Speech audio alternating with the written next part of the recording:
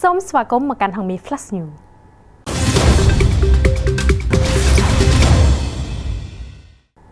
មន្ត្រីទូតកម្ពុជាប្រាប់ Francophonie ថាស្ថានភាពព្រំដែនកម្ពុជាថៃនៅតែមានភាពផុយស្រួយទោះបីជាមានបទឈប់បាញ់ក៏ដោយថ្លែងនៅក្នុងកិច្ចប្រជុំលើកទី133នៃក្រុមប្រឹក្សាអចិន្ត្រៃយ៍ Francophonie នៅទីក្រុងប៉ារីសប្រទេសបារាំងកាលពីថ្ងៃទី1ខែកក្កដាលោកលុយដាវីតឯកអគ្គរដ្ឋទូតកម្ពុជាប្រចាំប្រទេសបារាំងបានធ្វើបច្ចុប្បន្នភាពអំពីស្ថានភាពនៅតាមបណ្ដោយព្រំដែនរវាងកម្ពុជានិងថៃដោយលោកបានបញ្ជាក់ថានៅតែមានភាពផុយស្រួយទោះបីជាមានបទឈប់បាញ់កាលពីថ្ងៃទី27ខែធ្នូឆ្នាំ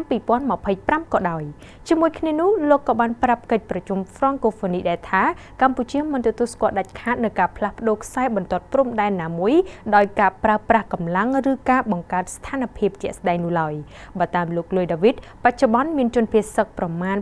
25,000 នាក់នៅតែមិនអាចវិលត្រឡប់ទៅកាន់លំនៅឋានរបស់ខ្លួនវិញបាននៅឡើយហើយបាននឹងកំពុងតែរស់នៅស្ថិតនៅក្នុងស្ថានភាពលំបាកលោកក៏បានអរគុណលោកជំទាវអគ្គលេខាធិការដែលបានអញ្ជើញចុះសួរសុខទុក្ខជនភៀសសឹកកម្ពុជាកាលពីអំឡុងខែមិនិនាកន្លងទៅ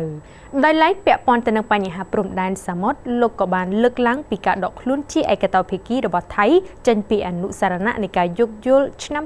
2001និងបានបញ្ជាក់ថាកម្ពុជាបានចាប់ផ្ដើមនីតិវិធីផ្សះផ្សាដោយបង្ខំក្រោមអនុសញ្ញាសហប្រជាជាតិស្ដីអំពីច្បាប់សមុទ្រ UNCLOS ដើម្បីឈានទៅរកដំណោះស្រាយយុត្តិធម៌សមធម៌និងយូរអង្វែងស្របទៅតាមច្បាប់អន្តរជាតិ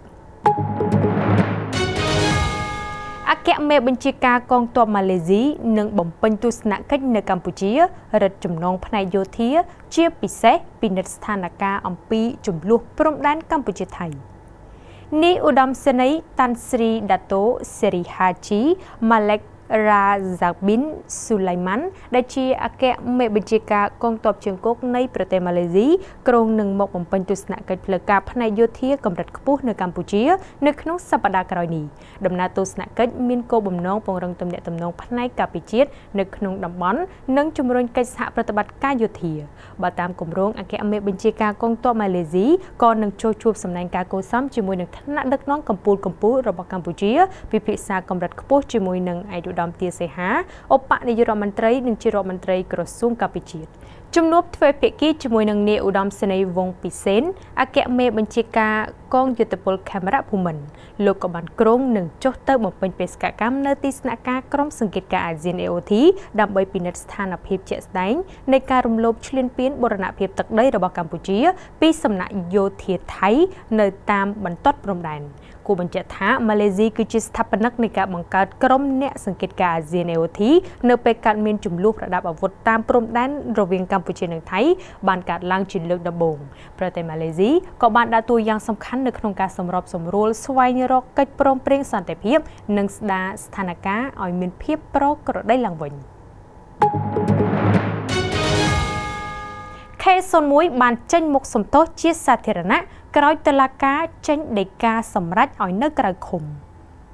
បន្ទាប់ពីដីការបស់តុលាការរាជធានីភ្នំពេញសម្រេចឲ្យ K01 បាននៅក្រៅឃុំភ្លាមលោក K01 មិនបង្អង់យូរក៏បានចេញមុខនៅក្នុងបណ្ដាញសង្គមសំទោសជាសាធារណៈនិងអគុណសម្រាប់នាយកហ៊ុនសែនប្រធានព្រឹទ្ធសភាដែលបានសន្តោសប្រោះប្រណី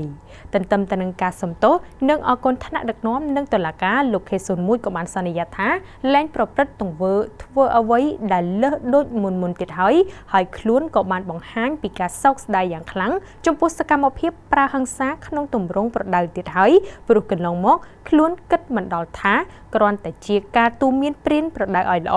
ទៅជាមានទោសលោកសន្យាថាលែងមានសកម្មភាពបែបនេះកើតឡើងទៀតហើយគូបញ្ជាក់ថានៅថ្ងៃទី3ខែកក្កដានេះចៅក្រមស៊ើបសួរសាលាដំបងរាជធានីភ្នំពេញបានចេញដីកាដោះលែងលោកខឿនសូឡាហៅ K01 ឲ្យមានសេរីភាពនៅក្រៅឃុំតែស្ថិតក្រោមការពិនិត្យរបស់តុលាការដោយមិនទាន់ទម្លាក់បទចោទពីបទហិង្សាដោយចេតនានោះទេក្រុមការងារក្រសួងសាធារណការផ្នែកជញ្ជីងចល័តបង្ក្រាបរថយន្តដឹកលើសទម្ងន់បាន7គ្រឿងនៅខេត្តកំពង់ស្ពឺនៅវេលាម៉ោង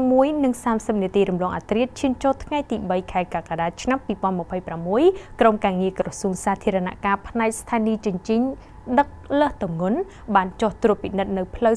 44ដែលជាផ្លូវព្រំប្រទល់នៃខេត្ត2គឺខេត្តកណ្ដាលនិងខេត្តកំពង់ស្ពឺក្រុមនេះគឺជាក្រុមចល័តចម្រុះរបស់ក្រសួងសាធារណការដែលតែងតែឆ្មក់ចុះគ្រប់គោលដៅទូទាំងប្រទេសនៅថ្ងៃខាងលើពួកគេបានចុះត្រួតពិនិត្យយានយន្តដឹកលើសទម្ងន់នៅលើផ្លូវជាតិលេខ44ស្ថិតនៅសង្កាត់ព្រះស្រែក្រុងឧដុង្គម៉ែជ័យខេត្តកំពង់ស្ពឺបានឃាត់រថយន្តដឹកជញ្ជូនលើសទម្ងន់ចំនួន7គ្រឿងនៅក្នុងនោះរថយន្តដែលមានទម្ងន់ខ្ពស់ជាងគេមានរហូតដល់92តោន